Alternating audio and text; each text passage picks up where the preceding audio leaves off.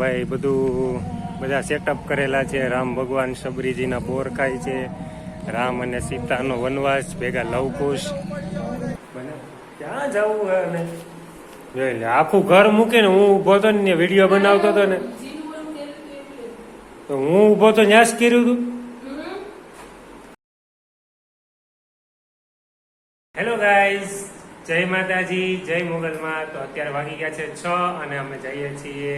મારો વ્લોગ આજે 6 વાગ્યાથી ચાલુ થાય છે, કેમ કે તમને ખબર જ હશે આજ રવિવાર છે, એટલા માટે રવિવારે બહુ કાંઈ બીજું કંઈ સવારનું ગુડ મોર્નિંગ કે બપોરનું જમવાનું કે કાંઈ બતાવતો નથી.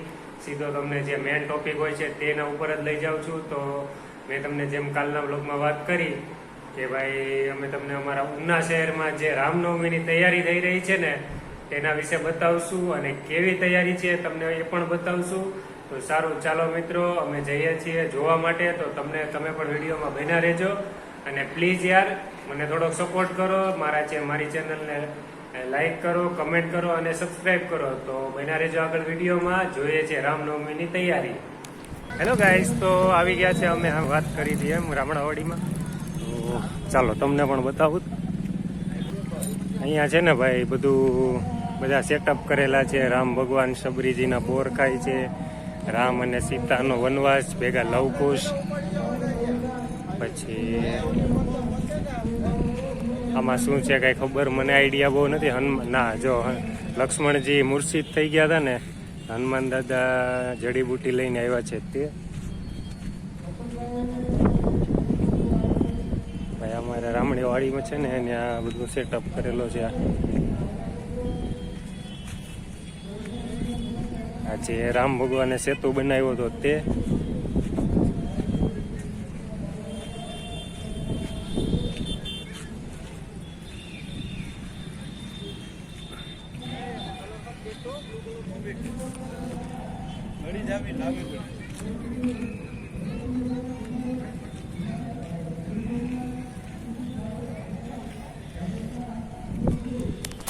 ભાઈ બધો જોરદાર સેટઅપ કરેલો છે. તમે જોઈ શકો છો તેમ કે ભાઈ રામ ભગવાનના જન્મોત્સવ માટે જે તૈયારી કરી છે તે બહુ ખતરનાક છે. જોઈ શકો છો રામ ભગવાનની મોટી મૂર્તિ છે. આ મને લાગે અયોધ્યા મંદિરનો સેટઅપ કરેલો છે. અહીંયા પણ રામ ભગવાનની મૂર્તિ છે.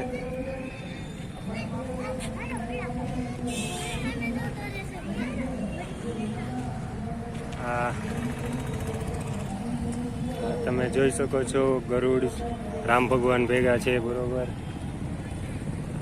તો આ રાવણ સીતા માતાનું હરણ કરીને જાય છે ને, અને ગરુડ પાછળ તેને બચાવવા માટે જાય છે તે. પછી આ સીતા માતા જ્યારે અશોક વાટિકામાં હતા ત્યારે શું કહેવાય રામ ભગવાન હનુમાન દાદા ગયા હતા એની પાસે, ત્યારનો પ્રસંગ છે. પછી આ છે જ્યારે હનુમાન દાદા રામ ભગવાન અને લક્ષ્મણ ભગવાનને બંનેને લઈને ગયા હતા તે.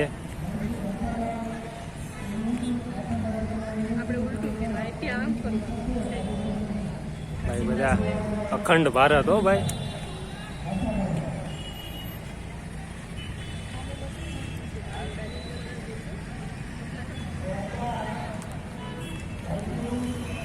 તો અહીંયા પણ જોઈ શકો છો જે અયોધ્યામાં મૂર્તિ છે ને રામ ભગવાનની તે છે, એના જેવી સેમ પ્રતિમા અહીંયા રાખી છે.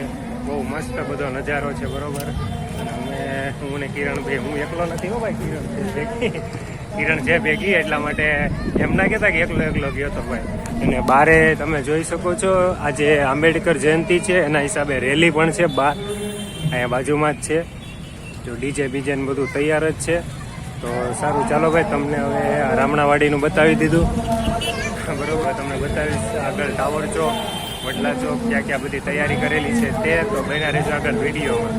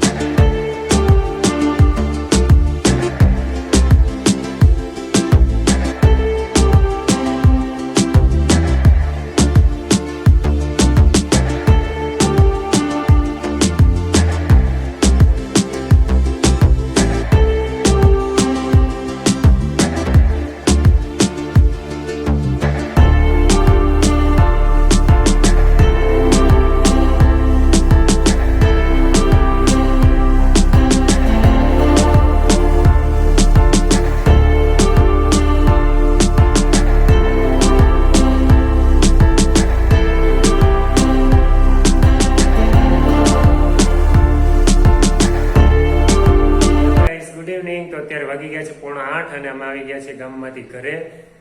અને કેવી લાગી ભાઈ તમને અમારા ઉના શહેરની રામનવમીની તૈયારી કમેન્ટમાં જરૂરથી જણાવજો. અને જય શ્રી રામ લખવાનું ભૂલતા નહીં. અને કિરણ બનાવે છે અત્યારે રસોઈ. આજે છે રવિવાર, પાણીપુરી ખાવાની હોય એને, પણ એને મારા માટે થઈ ને પાણીપુરી કે મારે નથી ખાવી, હું ઘરે જમવાનું બનાવી નાખું છું.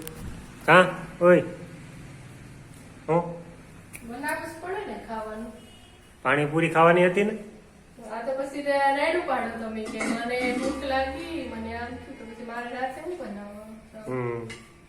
એટલે પાણીપુરી ત્યાગ કરી નાખ્યો એમ ને? વાહ ભાઈ વાહ. એ તો હું ખાઈને જ રહી. આજ નહીં તો એ તો મને ખબર છે.